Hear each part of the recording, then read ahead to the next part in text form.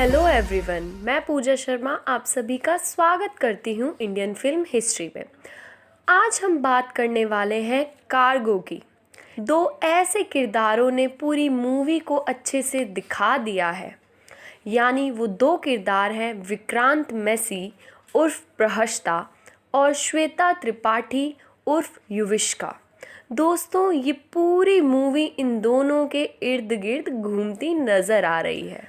इस मूवी में पाताल लोक की कहानी दिखाई जा रही है। पहले हमें ये जानना ज़रूरी है कि आखिर ये पाताल लोक इस मूवी में क्या बता रहा है।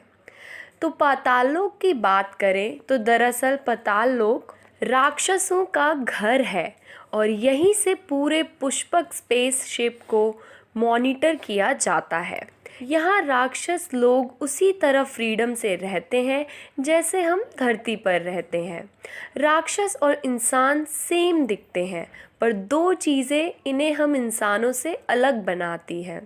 वो है राक्षस की यूनिक सुपर पावर जो बहुत ही ज़्यादा स्पेशल है, और दूसरी बात ये है कि राक्षस 240 साल जी सकते हैं।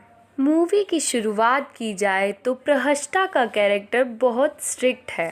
सालों से वो इस पुष्पक स्पेसशिप में लोगों का ट्रांजिशन करता आ रहा है।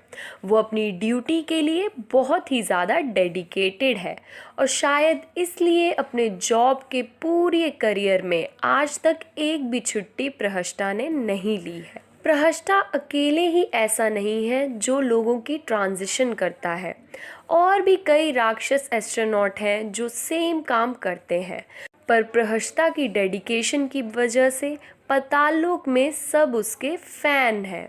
और कई राक्षस स्टूडेंट ऐसे भी हैं जो प्रहष्टा को अपना इंस्पिरेशन मानते हैं और उसकी ही तरह एस्ट्रोनॉट बन के लोगों का ट्रांजिशन करके जी तोड़ मेहनत करते हैं।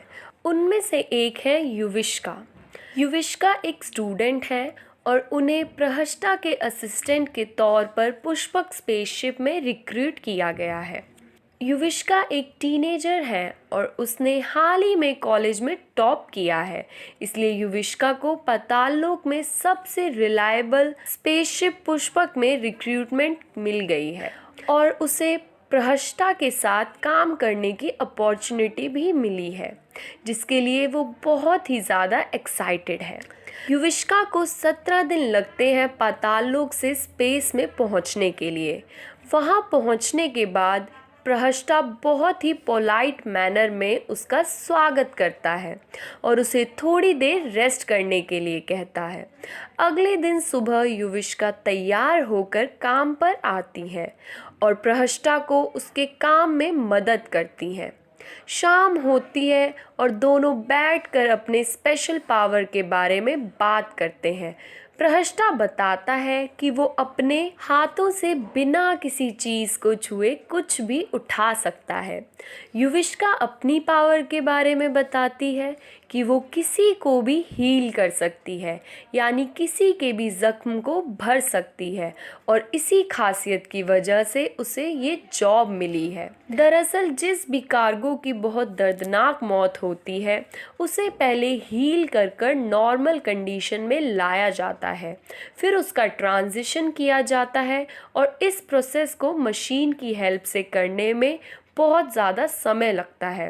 पर अब युविष्का इस काम को अपनी पावर से इस्तेमाल करके चुटकी में कर देती है। बातचीत के दौरान प्रहष्टा की नज़र युविष्का की घड़ी पर पड़ती है। प्रहष्टा युविष्का से पूछता है, जिसको पूछने पर युविष्का बताती है कि आज सुबह जिस कार्गो का युविष्का ने ट्रांजिशन किया था वो घड़ी उसी की है।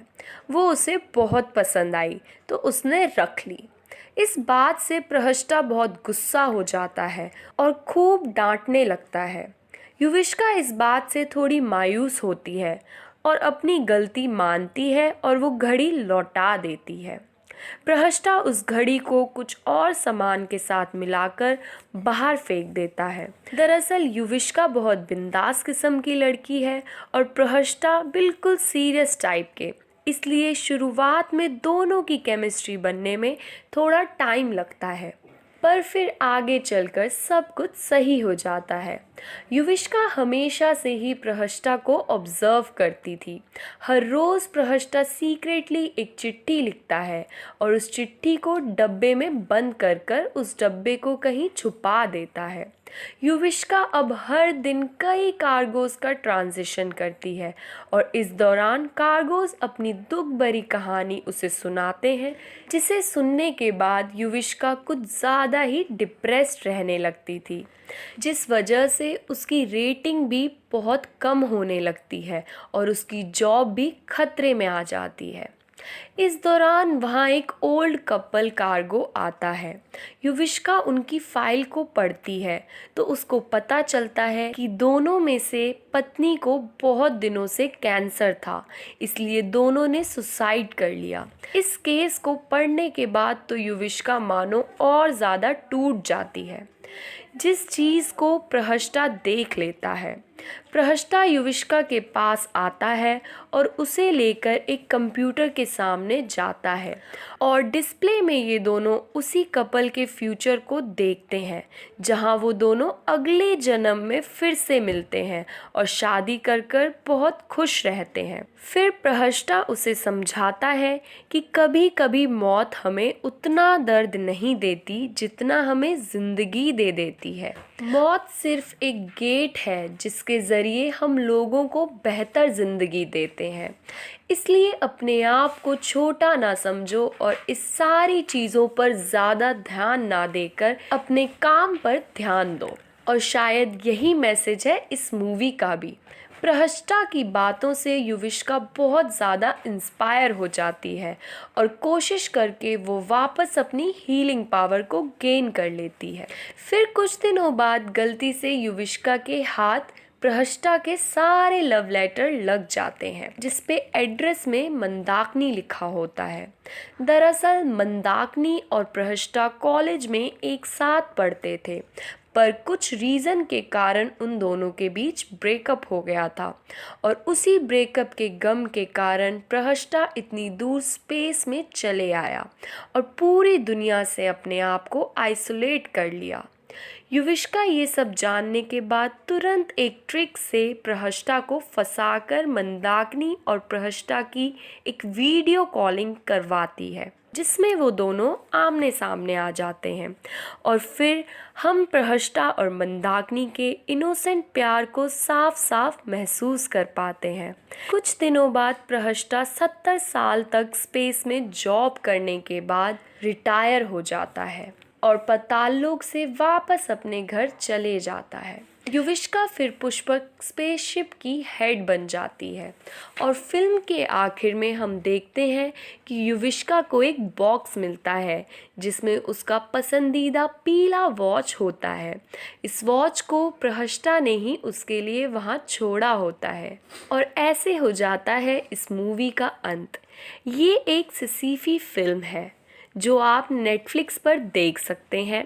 इसके साथ ही अगर आपको हमारी ये कहानी समझ आई हो तो इस वीडियो को लाइक करें और ज़्यादा से ज़्यादा शेयर करें और नई नई कहानियाँ सुनने के लिए हमारे चैनल इंडियन फिल्म हिस्ट्री को सब्सक्राइब करें और बेल आइकन को दबाना ना भूलें।